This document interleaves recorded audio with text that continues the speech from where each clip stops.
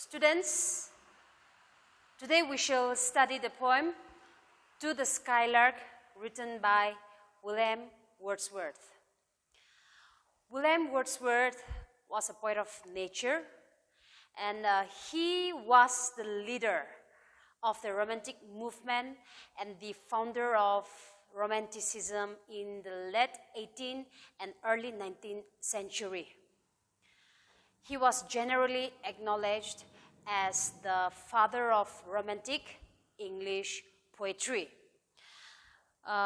He is a worshipper of nature, nature's devotee or high priest, and his love of nature is much more tender and much more genuine than any other English poets since or before.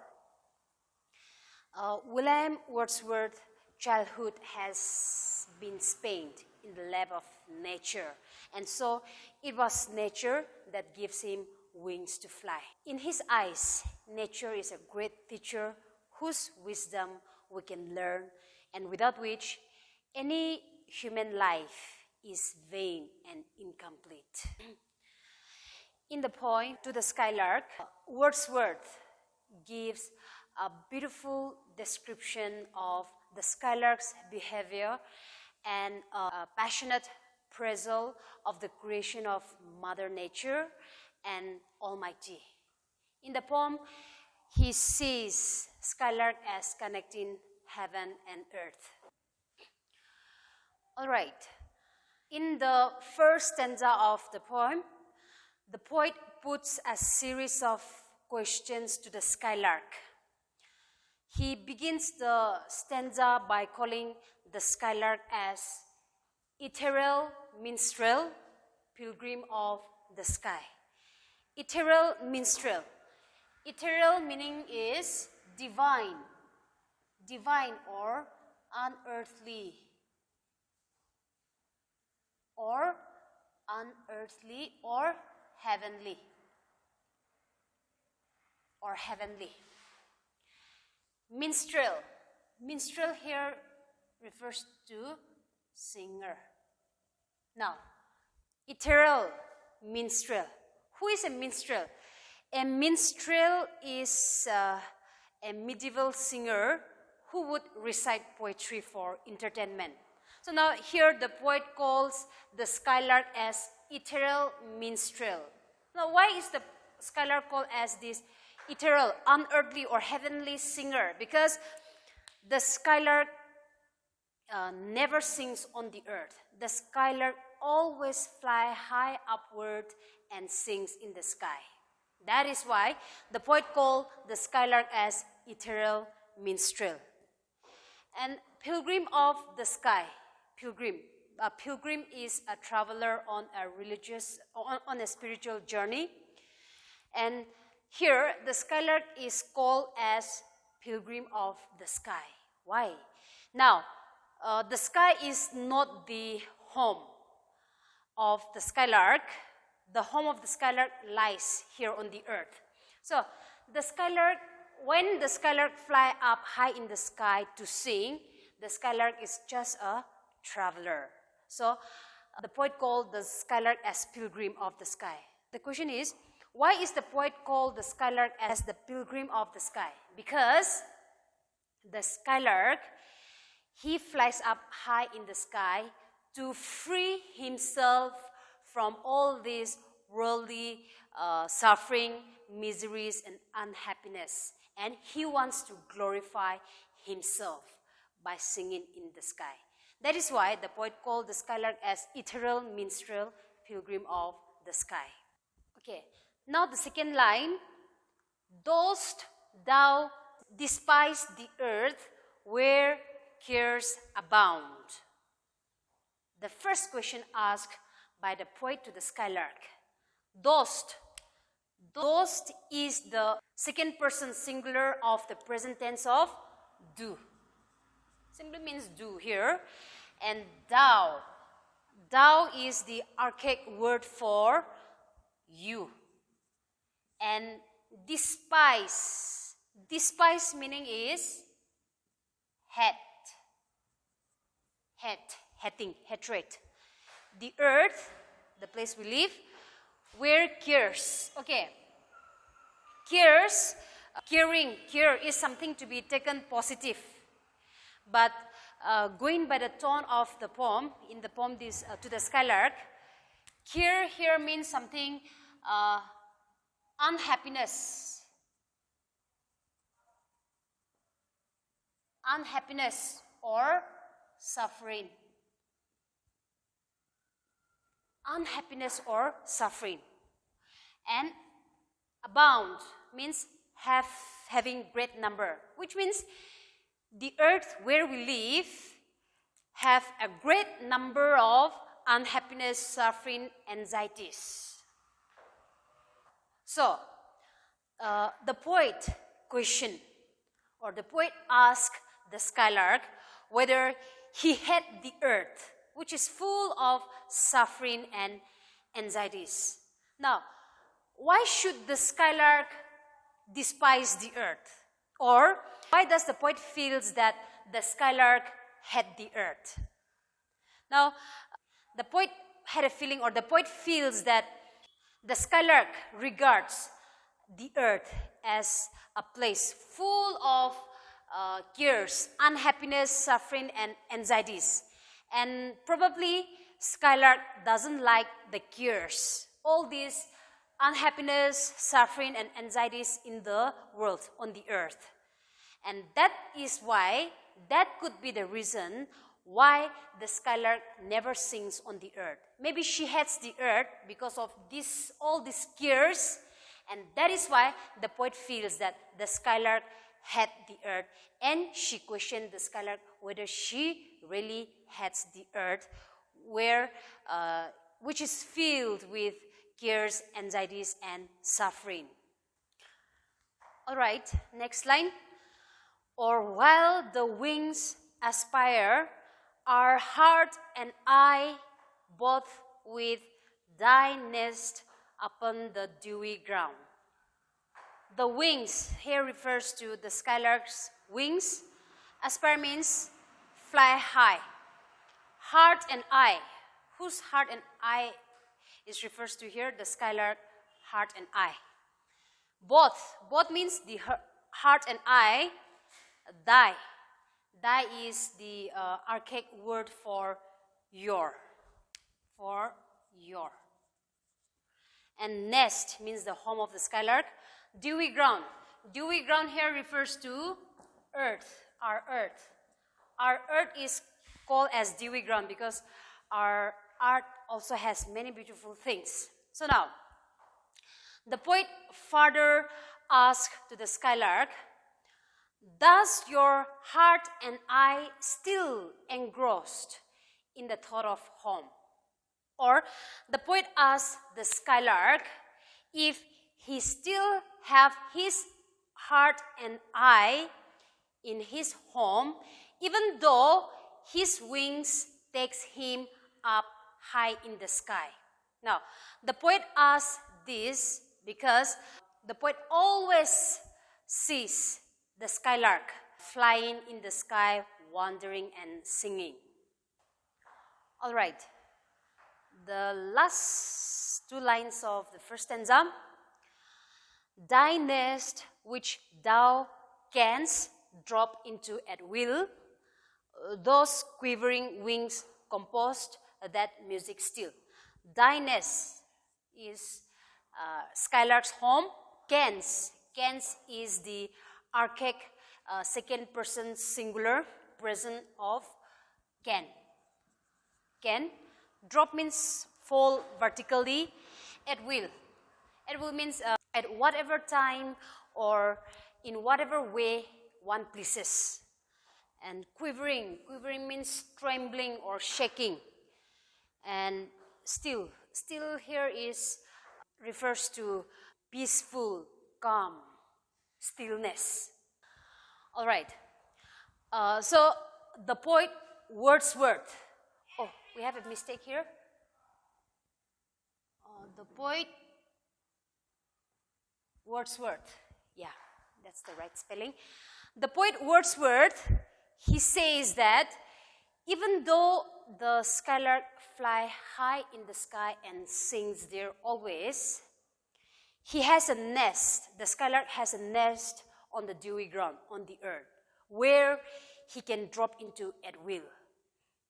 And that music, his divine music, which he sings in the sky, is consistently composed by his quivering wings. Okay, now in the second stanza of the poem, the poet ventures on to describe the flight of the skylark.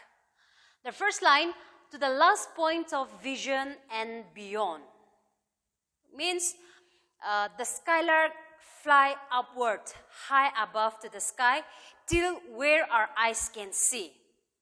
And also, the skylark has the tendency to fly beyond the place where our eyes cannot see anymore. Okay, next, Mount Daring Warbler.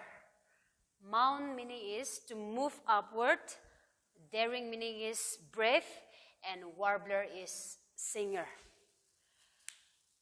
The poet Wordsworth here asks the skylark to move upward higher and higher to the point where our eyes cannot see anymore.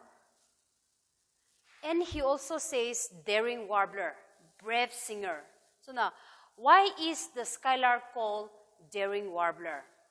It is because of the height he fly. He could fly to the highest point of vision and beyond, and he sings there. He is a brave bird. That is why the poet Wordsworth called the skylark as a daring warbler. Now, that love prompted strain. Prompted meaning is inspired, strain meaning is song. So, what is this love-inspired song? It refers to the song of the skylark, which is inspired by the love of God, divine love, love of God. The poet Wordsworth, he says that the skylark fly to the last point of vision and beyond, and he sings there. So, what type of song does the skylark sings? Now, the skylark sings a divine love song which is inspired by God. That is the love-prompted strength. Okay, next line. Twixt thee and thine and never-failing bond. Twixt. Twixt here means between. Between. D here refers to the skylark, and thine. Thine here refers to his home. His home, his female mat, his little ones, and the other belongings on the earth. Bond, connection. Bond means connection here. The poet means that there is a never-failing connection between thee and thine, between the skylark and his home. And the connection and the bond between them is very strong and unbreakable. All right, the next line. Thrills not the less the bosom of the plain. Thrills means gives excitement or pleasure. Less means less in quality. Bosom of the plain means earth. It refers to earth here. In this particular line, the poetic imagination of Wordsworth is seen to work. The poet imagines that the skylark flies into heaven to sing there. And heaven is the abode of God, where there are many beautiful things like beautiful light, beautiful people, beautiful environment, etc. And so these beautiful things inspired the skylark to sing his best with full throttle. And as discussed in the first stanza, the poet had a feeling. The poet feels that the skylark despised the earth. because of the anxieties, suffering, unhappiness, etc.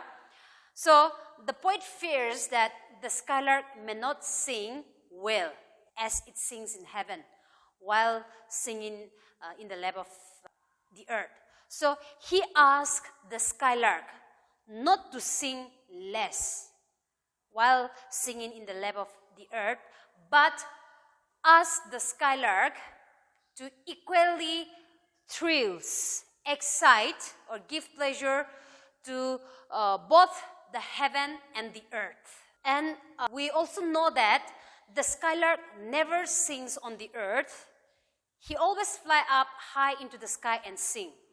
But the skylark never forgets the earth, where his nest lie. So there is a strong connection, strong bond between the skylark and his home, and his love for his nest, for his home, makes the song of the skylark equally pleasant, both when on the ground as well as in the sky. Okay, the last line of the second stanza of the poem. Yet mightiest thou seem, proud privilege to sing, all independent of the leafy spring. Mightiest. Mightiest is the second person singular, simple present form of might. Simple present form of might. Mightiest here means possess great and impressive power and strength. And independent means freedom. Leafy spring. Leafy springs refers to spring season here. Now, the point means that the skylark belongs to both heaven and the earth.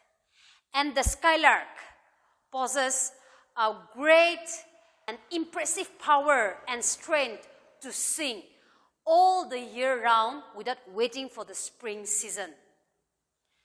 In England, many of the songbirds, singing birds, sings only when spring season comes. But unlike those birds, the skylark could sing all throughout the year. He sings in all the seasons. So, what proud privilege does the skylark have? The skylark has the privilege to sing independent of the leafy spring, independent of the season of the earth, and the skylark sings timeless. Okay, now in the first line of the third stanza, the poet compares the skylark to its counterpart, nightingale. Leave to the nightingale her shady woods. Meaning is, nightingale. Nightingale is a singing bird, a songbird, who sings only in dark forest. And who sings only in the spring season, during the spring season. Shady woods here means dark forest, or sometimes some interpret as spring season. All right, now, why is the poet asking? Why is Wordsworth asking the skylark to leave the shady woods for nightingale? Because as for the skylark, he can sing anywhere. He can sing in the sky. So also, the skylark can sing throughout the year. Whereas nightingale sings only in the spring season. That is why the poet asked the skylark to leave the shady woods for nightingale. Okay, the second line, privacy of glorious light is thine. Privacy is a state in which one is not observed or disturbed by other people. Privacy. And glorious meaning is a striking beauty or splendor. And thine here refers to the skylark. So what is this privacy of glorious light? Privacy of glorious light means a strikingly beautiful place where no one can observed or no one can reach. That place belongs to who? To the skylark. See, we have discussed in the first line of the second stanza that the skylark could fly to the last point of vision and beyond. Unlike other birds who could fly till to the last point of vision and never fly beyond, the skylark could fly beyond. So this privacy of glorious light lies in a place where our eyes cannot see anymore. So this particular place, privacy of glorious light, belongs to skylark only and not to the other birds. And that could be also one reason as to why the poet Wordsworth asked the skylark to leave the shady woods for nightingale to sing, because she has this privacy of glorious light. Okay, next, whence thou dost pour upon the world a flood of harmony. Whence means from where. Flood. Flood we generally understand as an overflow of a large amount of water beyond its normal limit, or arriving in overwhelming amounts of quantities. Now, going by the tone of the poem, flood is not refers to an overflow of water here, but it refers to the song of the skylark. The poet says that when the skylark sits on the privacy of glorious light and sing, the skylark fills the earth, fills the world with a flood of harmony. The whole earth, the whole world is covered, overflow with the sweet music, the sweet harmony of the skylark song. With instinct more divine. Instinct here is natural love. Okay. The natural love of the skylark becomes more divine. Why is it so? Because of his heavenly love and because of his presence on the earth to perform his daily duties. That is the instinct, more divine. All right, coming to the last second line of the poem. Type of the wise who soar but never roam. Type of the wise. The poet further goes on to call the skylark as a wise bird. The poet called the skylark as a wise bird. Now, Wordsworth never consider or never regard a man wise if he neglects his earthly duty on the pretext of doing good things in life. In this very particular line, we can take away the wisdom of staying true to our home, to our origin, to our root, even if we reach up high in life. Sometimes with the arrival of success, we tend to forget our origin, our home. So, Wordsworth will never regard or Wordsworth will never consider us as wise men and women if we fail to do our daily duty, our earthly duties every day, even if we become a successful man and woman. So coming back to the skylark always fly up high to the sky, but he never roam. The skylark never roam. What does the skylark do in the sky? The skylark always perform his duties. That is, singing harmonious song, thrilling both the heaven and the earth. And after performing his duties, the skylark never failed to return back to the earth, to his home, to his root, the place where he belonged. That is why the poet called the skylark as a wise bird. Okay, coming to the last line of the poem. True to the kindred points of heaven and home. True. Kindred. we can discuss in two ways. One is meeting point, and the other one is closely related. Heaven here refers to the sky, and home here refers to the ground. And home here refers to the ground. Now, through to the kindred points of heaven and home means that the skylark is closely related, or the skylark is the meeting point both to heaven and the earth. Our question is, why does the poet say that the skylark is the kindred points of heaven and the earth? See, unlike other birds, the skylark always fly up high to the sky and sing hymns in praise of God. And the skylark songs thrills both the heaven and the earth, and the skylark never fails to return back to the earth to perform his daily duties, even when he fly up to the sky. So it is through skylark that a strong connection, a strong bond is there between the heaven and the home. A strong connection is maintained between heaven and home through skylark. And his heavenly love and his presence on the earth to perform his daily duties indicate the close connection or the never-ending connection of heaven and the earth.